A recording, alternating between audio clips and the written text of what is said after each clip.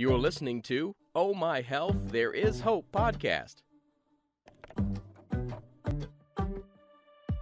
When your heart is aching and your world is shaking, don't give up. No, don't give up.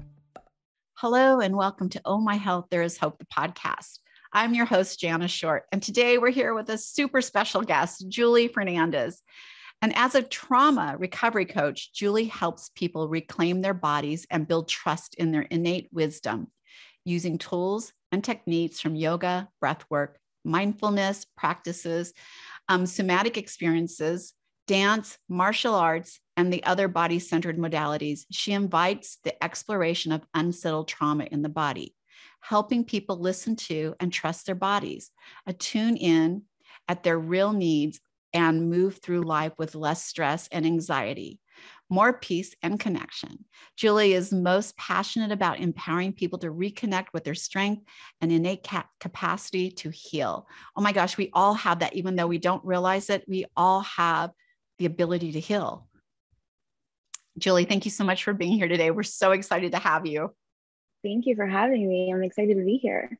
I'm excited too. You know, we were just talking, and one of the things I ask all of the guests, and it does throw them sometimes, but all the things I ask the guests to do at the very beginning of every show is to share a story of hope, because I believe that those stories literally were given to us for a reason. And sharing them help other people say, like, I can do this one more day, right? I got one more day in me to get through this. And tomorrow you'll have another day and another. But do you want to share your story of hope with all of us? Yeah, of course. See, when you asked that question, the first thing that came to my mind was I am the story of hope. And that's because, as a survivor of childhood sexual abuse, that's all I knew for as long as I can remember. From my very earliest memories, I was dealing with abuse.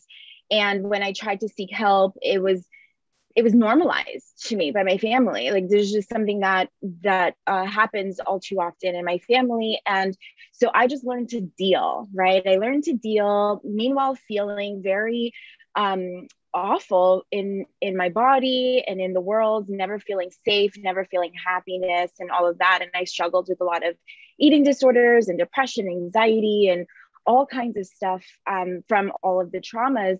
And I never, ever, ever would have imagined that I would live a life that's full of joy and happiness. And even more, like, personally, to be living in a body that feels safe, that feels strong and comfortable. And so when I think about that, how I wake up every morning, I'm like, this is my story of hope, because I never thought that I would be here. Being able to feel differently or learn how to respond differently to the world is huge. And I even think about, like, a month ago, right, compared to like today, learning every day is the story of hope for me. So yeah, like, me being here is my hope story. I love that. Honestly, when you think about it, we are all our story of hope. So I love that you said that. I want to talk a little bit about what you do. Like, I know now that you're a trauma recovery coach. And what does that mean? Because a lot of people before, like you said, your family tried to normalize it, which is what we try to do. We try to make it more normal. And that isn't the norm. And it shouldn't be brushed under the carpet, because what happens, if it happens when you're a child, it will come out as an adult in your actions and the way that you receive things and the way you move forward in your life. And so dealing with it, and sometimes that just puts I don't want to say the word Band-Aid, but sometimes that just builds a bridge to the next part of curing it, not curing it, but healing it. And then you build another bridge and you go on to the next space of healing it. So it's a bunch of bridge building, basically. Mm-hmm. So tell us a little bit about why you wanted to get into trauma recovery and how you work in that field. Yeah, I mean, the story about why is really when I felt differently in my body for the first time ever. Was like, I was in my early 20s and I realize like, oh, this isn't a death sentence. Like I don't have to continue feeling the way that I have been. There is possibility of feeling differently. And so I continue to explore that, not even knowing what trauma was. Like I didn't have this in my language, right? But I started to just explore myself and my own feelings and started to feel better. So I felt like I was healing.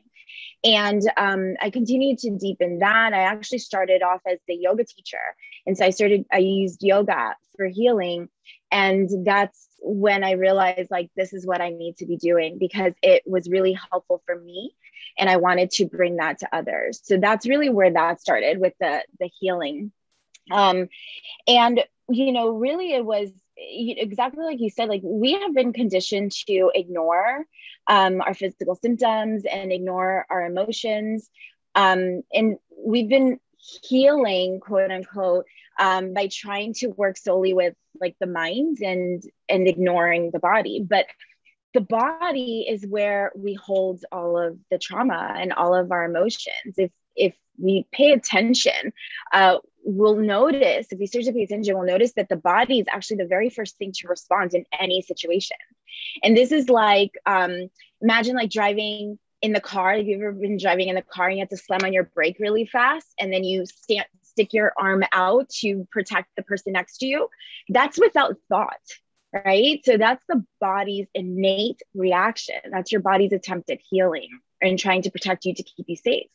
But we tend to ignore that, right? Because then we focus more on the mind and we start thinking about all the things, right? But it takes us so much longer to think than it does to respond physically. Like how long does it take you to pick out your outfit for the morning or think about what you're going to eat for breakfast or lunch?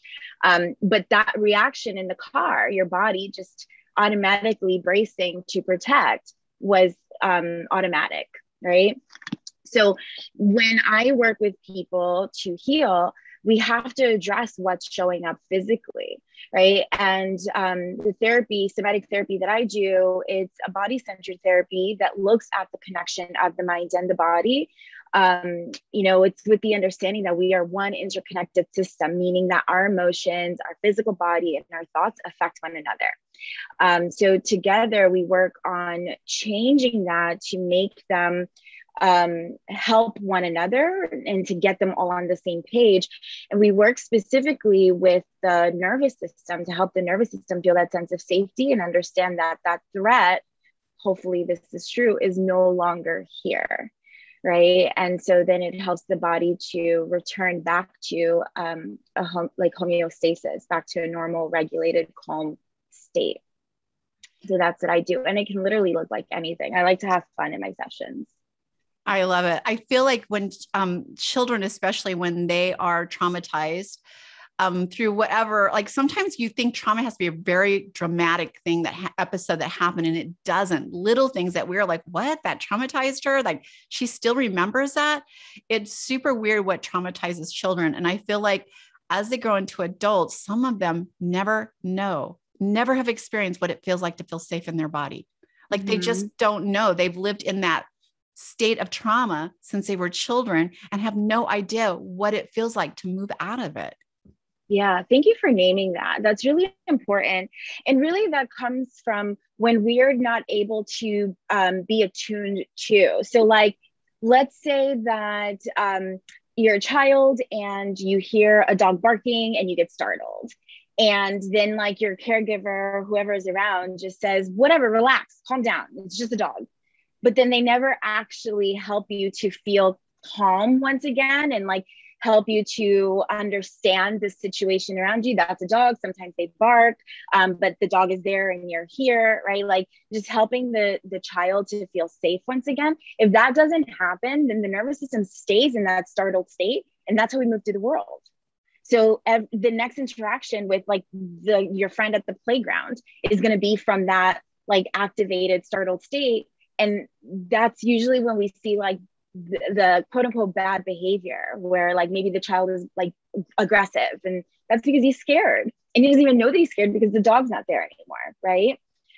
But our nervous system doesn't know. It doesn't know the difference. If it doesn't return back to that state of safety, it's going to stay in that activated state. Julie, I think our brains are fascinating. And what people, I think, don't understand, or because it's so hard to wrap our heads around it, is that our mind is taking in thousands, millions of senses at every given second, like smells, sounds, textures, colors. And we're only focusing in and remembering certain things. And as children or even adults going through something traumatic, we're going to remember the one thing, right? The one thing that our body reacted to and not everything else around it. And so it's really amazing what our mind can do when we start going in and delving and seeing the whole picture, what maybe was all going on, and learning to release that. I know that when, like you were talking about, yoga was your entry into like learning to release trauma and to start healing. And I love yoga. And I used to do hot yoga all the time. And I remember after every single one, I would get in my car with my yoga mat and I'd be sobbing every single time. And I'd be like, why am I doing this? Like, why am I sad? But it wasn't sad. It was like tears of release. Like my body was letting go without me even being aware of it. That's really beautiful. Yeah. I mean, that's what happens. And I there was something that you said, and I can't remember, but it's like when we're younger and we experience these traumas, right? And we remember the thing. Sometimes we don't even remember. I should say that too. Like in the moment, we remember that thing that scared us. But then if we don't address it, if we don't heal it, we're going to learn to put the Band-Aid on it, right? And suppress those things. So then when we're older, we forget the root of that thing, right? The trauma. So we don't always remember it. I should say, I want to really be clear on that.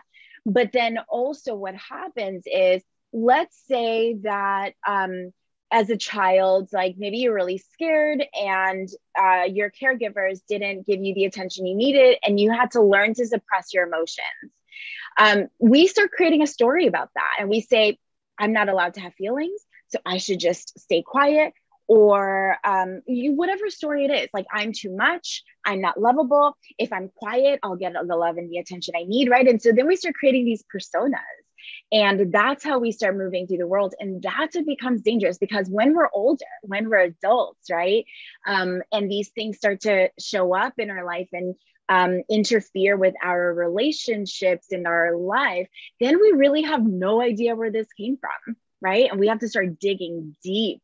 And it usually stems from early childhood stuff that maybe back then we wouldn't have considered a trauma, but it is a trauma if it's disruptive to your development and to your authenticity, I would say. So I'm literally in my 60s now, but when I started my holistic journey in my 50s, and I started learning about releasing things, and I'm a control freak, and that triggers like not kind things for me, because it has to be this way. It has to be like, why? And when I started uncovering some of my traumatic feelings as being an oldest child and having lots of responsibilities, so you want that control because you're responsible. It took me a while to get through that and recognize, well, that wasn't a traumatic event, yet I carried that trauma and I carried that control freak aspect, which it's not an actual terminology, control freak, but that's what I just call myself. And I learned that it's okay. It's for me, I still like to have things in order because that's how I remember them. But for me, it's okay if they're not. Like, I'm not going to start screaming or lose my cool. Like my normal response would be, like, it's okay. It's not a big deal. We'll, it's okay. And maybe it worked out better even. So I've learned now to recognize where that's coming from and address it, like say, okay, take a breath. This is okay. It's nothing. No one died. It's okay if something's out of order. Totally. That's the thing. And what you're saying there, like I see everything through the lens of the nervous system. And so what I see there is your nervous system learned to adapt to it or learn to respond differently instead of taking that on as a life or death situation, because that's what we're designed to do, right? Our nervous system is designed to protect us in like life or death situations. And so it's very dramatic. It goes to either end, right? It's like literally wants to know, am I safe? Am I not safe? Am I going to die? Am I not going to die? And so if in like your case, if like things weren't perfect, it's like, oh my God, I'm going to die if it's not perfect. And your nervous system would literally respond in that way. It would go into fight or flight. And so now your nervous system having healed and being a little bit more resilient and having more of a capacity, is able to look at the situation and recognize that it's not a matter of life or death. It's just really uncomfortable or whatever it is, right? It's annoying, frustrating. But it's able to take more time to discern and then respond differently instead of react. You're right. Because I definitely was the mom arm when something wasn't right. And I'm not an angry person. I'm not someone who gets like frustrated very quickly. But when I'm in charge of something and I'm in control, which by the way, you are never in control. It's all in your head if you think you are. But when I was thinking I was in control of something and it wasn't going exactly like I had set up, I would lose my cookies and it was not pretty. And I'd be like, I don't even know where that came from because it's not in character for me. So it's true. Like if something like that's happening, you're like, gosh, why do I keep responding that way? Where's that coming from? It's definitely coming from somewhere. Mm-hmm. Absolutely. And I'm really glad that you said the word control, because while it is true, we cannot control anything that's happening outside of us. But what we do have control over is our internal response and processes, right? So I can't control what you say to me, but I can control how I respond to that, or how I let what you say to me affect me, right? So that is actually a big part of the work that I do, is help people to feel in control of their internal response and be able to change those reactions to things to help their nervous system heal and be a little bit more discerning in situations, to not be triggered and overreact to things. Julie, for people who are like listening to the show right now and they're like, wow, I trigger anger easy, or I'm so fearful to do these specific things. Why can't I just be like everyone else? Or I really want to grow in this area, but I can't. Something just keeps getting in the way. How do you work with them to help discover what that is? Like, it's not always easy because like you said, sometimes you don't even remember, whatever trauma triggered that or whatever incident triggered that in you. How do you start working with them? Yeah. So a trigger is anything or like anyone who reminds us of a past traumatic experience. Okay. And so when we're triggered in that moment, our nervous system is responding as though that past thing is happening again. So when we're triggered, what we want to do is come back to the present moment and understand what's happening in the present moment, connect with our senses here and now, because our nervous system is responding as though that trauma is happening again. And we want to change that reaction in present time, in real time. So once we're able to come back to the present and regulate and remain as calm as possible, right? Not to say that it's not painful, because it is. But if we can get our nervous system regulated and in the present moment, then we can look back at that thing and be like, whoa, that thing is still painful. That's still a trigger. What do I need to do? Like, we'd be able to look at it better with more clarity and be able to make changes or, work with it better. But we can't do it if we're in a dysregulated state, if our nervous system is still thinking that it's in that traumatic experience. So the first thing that I work with people to do is help them to come back to the present moment and work on grounding and centering and just reorienting in like the right here, right now. And then we can look at what is there if we're able to access that, right? But that's what I would say to anybody. It's like the present moment is the healing moment. Come back to the now. If anybody wants to see how our trigger works, I can tell you could try one thing. One of the things that we did in a course was, I don't know if any of you remember your parents maybe flicking you with their finger in the back of the head, right? Like if you're doing something, they flick you to get your attention. You do that to any adult right now, and I promise you, it won't be like, what are you doing? Why do you keep doing that? It'll be immediate anger.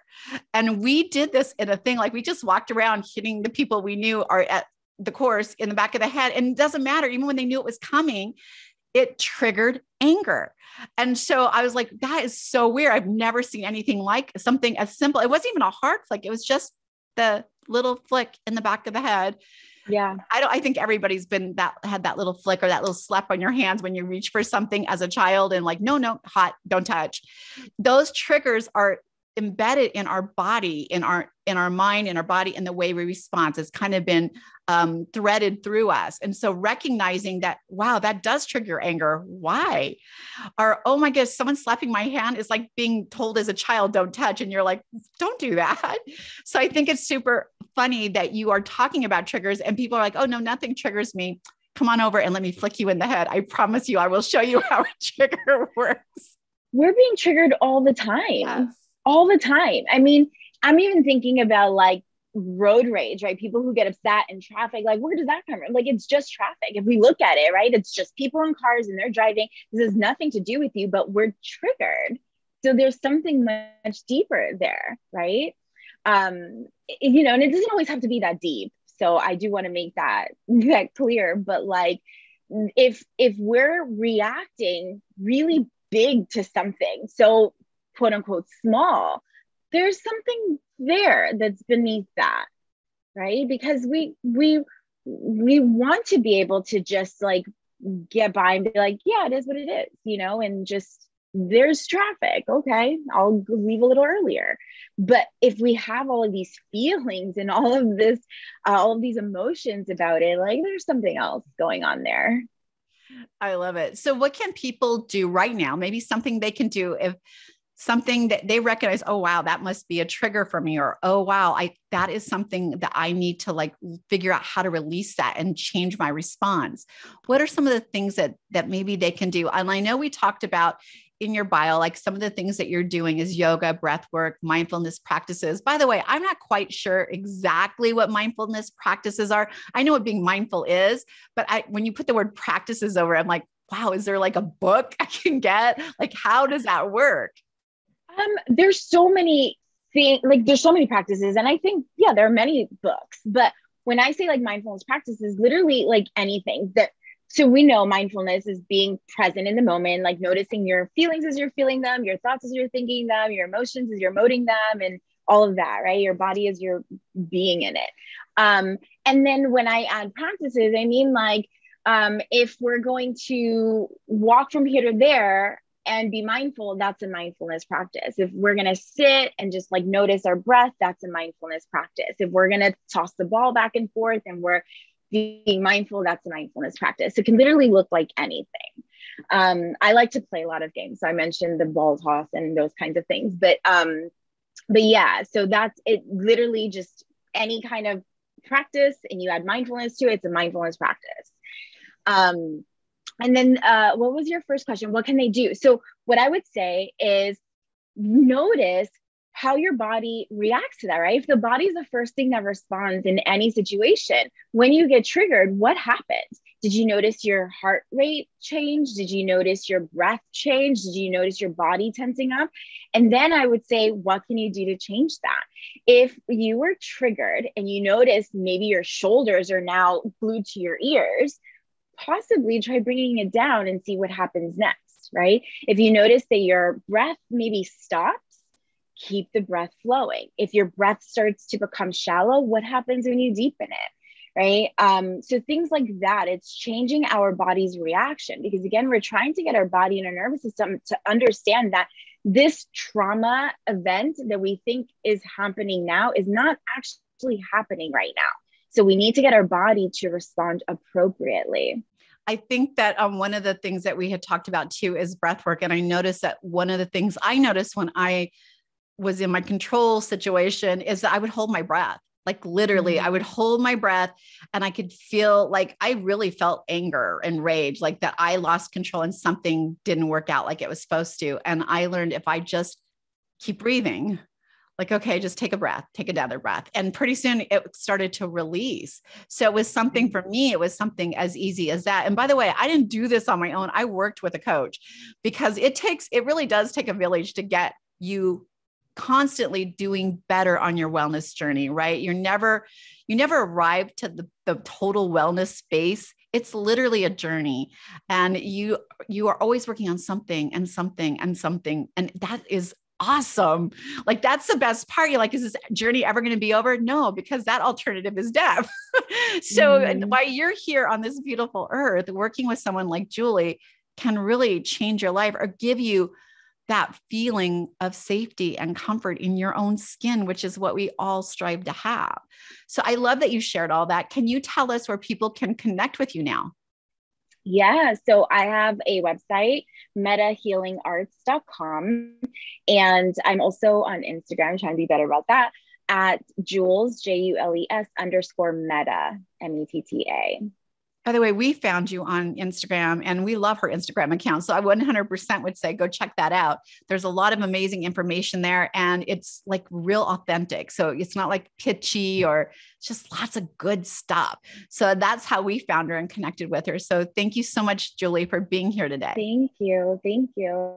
It was so wonderful to have this conversation. I love just bringing this out to the open and like just starting more conversations about trauma. And normalizing it because we all go through it, right? I love it. There's hope, right? Yeah, there is hope. Thank you, Julie. Thank you, Jana. Thanks for listening to the Oh My Health, There Is Hope podcast. Make sure to visit Jana's website, bestholisticlife.com, where you can subscribe to the show on iTunes, Google Play, or listen there so you'll never miss an episode. While you're at it, if you found value in the show, we'd appreciate a rating on iTunes, or if you simply tell a friend about the show. That'll help too. Let's change the world together, one health expert at a time. Looking forward to seeing you next time.